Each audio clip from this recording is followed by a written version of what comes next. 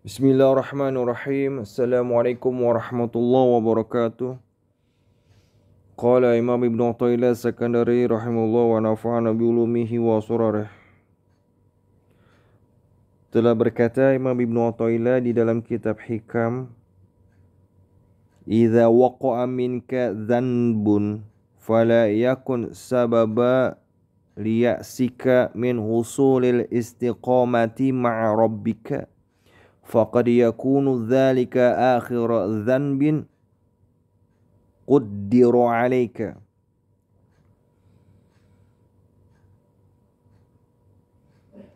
Jika kau terjatuh pada dosa, janganlah hal itu membuatmu putus asa untuk beristiqomah bersama Tuhanmu, karena bisa jadi itulah dosa terakhir yang ditetapkan atasmu. When a sin is committed by you, do not let it make you just part of tidings uprightness with your Lord, for that one may the last ever destined for you to commit.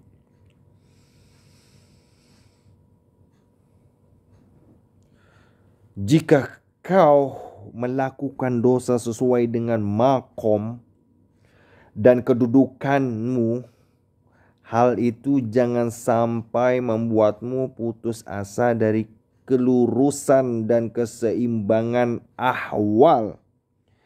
Jangan sampai putus asa. Ya. Jangan sampai putus asa dari kelurusan dan keseimbangan ahwal. Itu keadaan pada dirimu dengan Tuhanmu.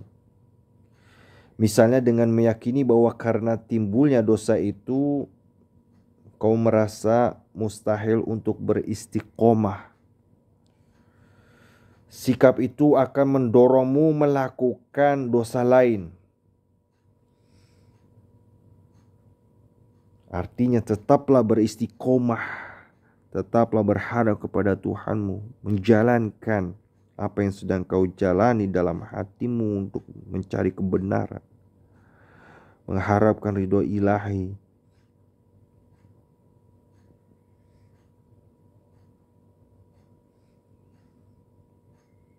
Jadi dituntutnya kita untuk selalu beristiqomah dalam hati kepada Tuhan kita.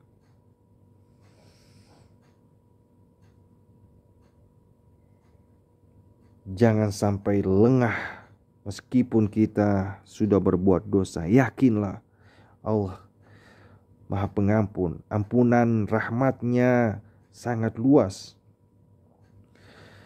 Karena jika kita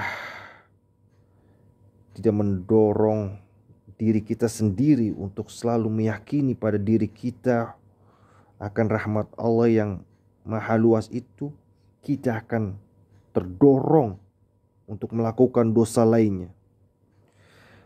Ini tentu langkah yang sangat salah, karena istiqomah dalam ubudiyah, istiqomah dalam penghambaan tidak mesti terhalang oleh perbuatan dosa yang dilakukan akibat lalai dan alpa.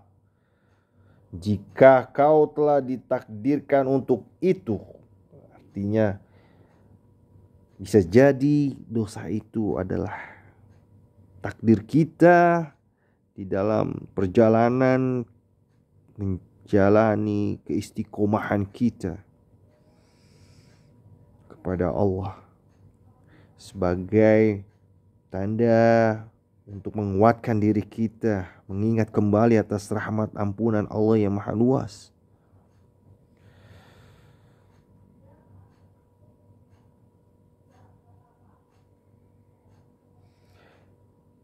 Dan yang menghalangi istiqomah adalah keinginanmu yang terus-menerus melakukan dosa dan tekad kembali melakukannya lagi.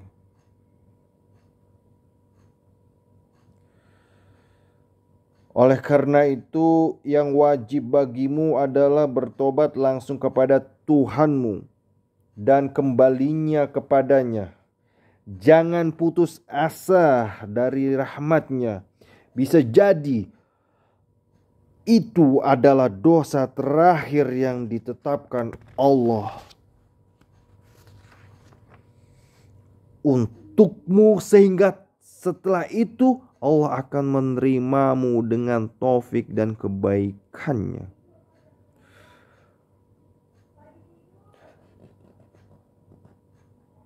Bisa jadi setelah itu kau mendapatkan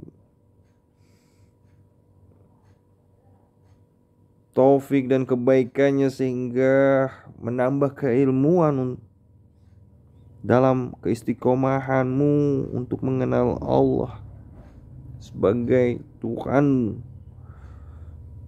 yang ampunannya, yang rahmatnya sangat luas. Imam Ibn Athaillah menyinggung satu sebab mengapa kita harus kembali kepada Allah saat melakukan dosa dengan ucapannya di dalam hikmah berikutnya, itu hikmah 151. Beliau berkata, "Idza aradta ayyuftaha laka babur raja'i fashhad ma minhu ilaika. Wa idza aradta ayyuftaha laka babul khaufi fashhad ma minka ilaihi." Jika kau ingin dibukakan pintu asa, lihatlah karunia-Nya kepadamu. Namun jika kau ingin dibukakan pintu takut, lihatlah amal yang kau persembahkan untuknya. When you want Him to open the door of hope, behold what is from Him to you.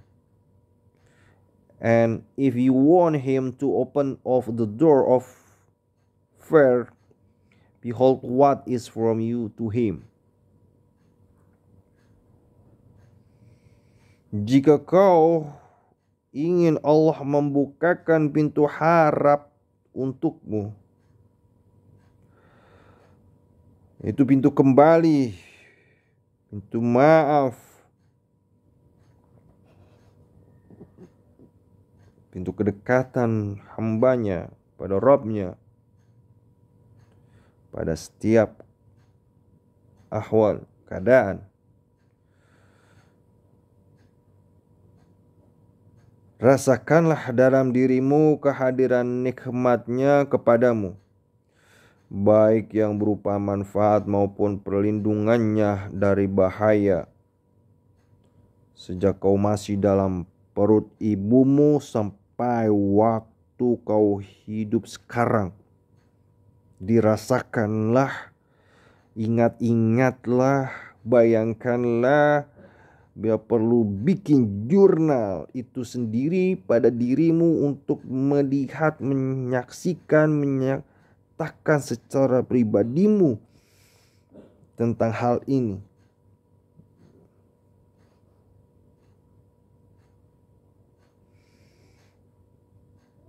Dengan demikian kau akan dihiasi harapan besar dan tak pernah putus asa dari rahmat-Nya walaupun saat kau terjerumus ke lembah dosa.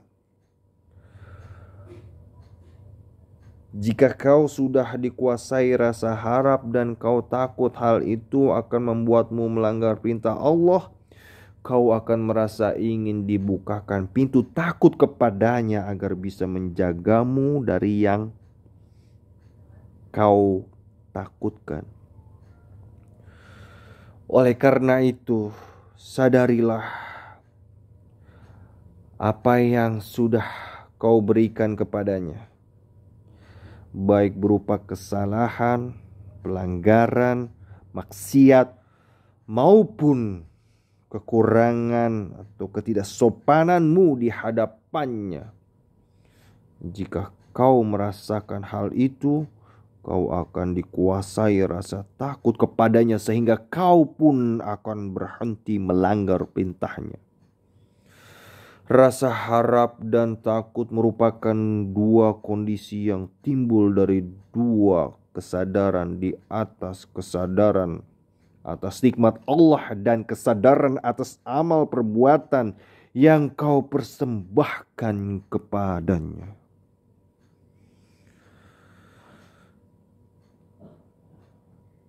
Inilah hikmah 151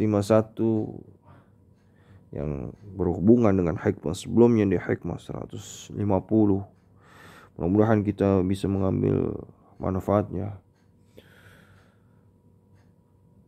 dalam hikmah ini. Dan berikutnya adalah hikmah 152.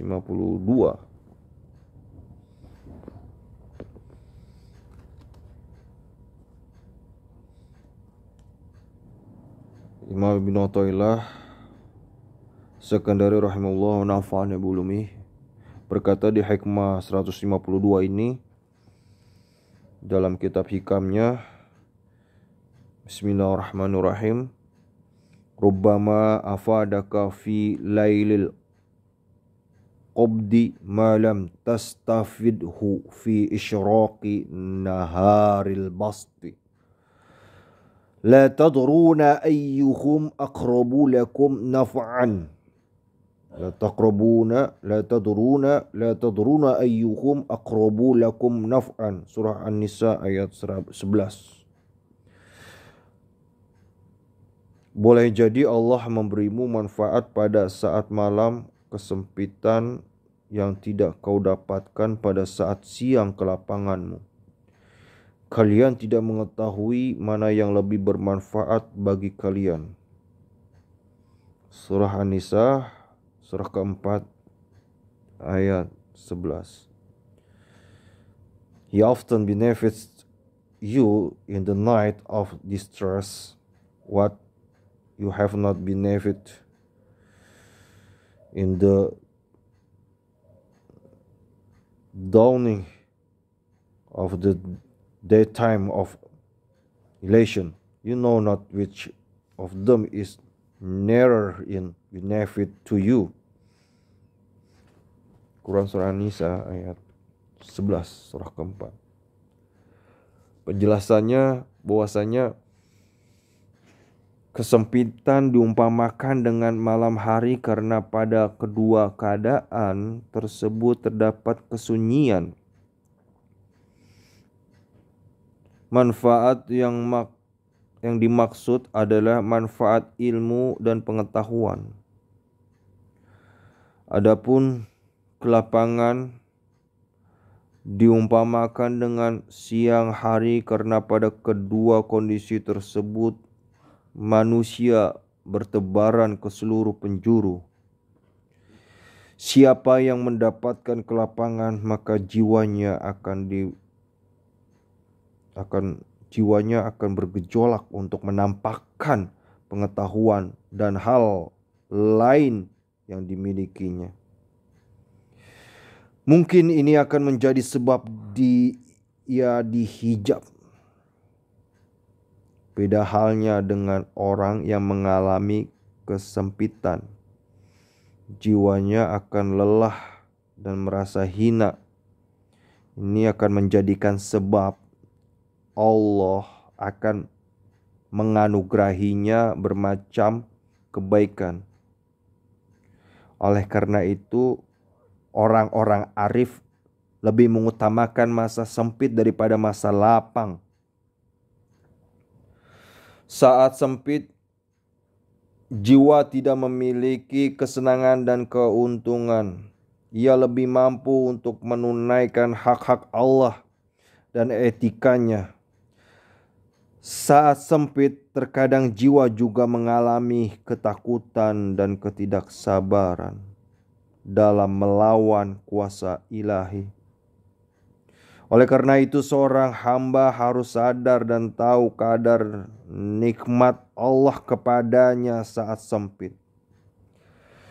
Sebagaimana ia harus mengetahuinya saat lapang. Pada dua sangka kepadanya, yaitu pada kedua kondisi itu, dia harus tetap bersandar kepada Tuhannya dan berbaik sangka kepadanya, karena ia tidak mengetahui mana yang lebih bermanfaat baginya. Allah berfirman yang artinya, kalian tidak mengetahui mana yang lebih bermanfaat bagi kalian. Surah An-Nisa ayat 11, surah keempat.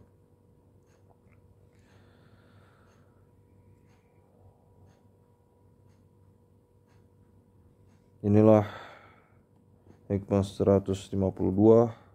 Mudah-mudahan kita bisa mengambil manfaat dari hikmah ini.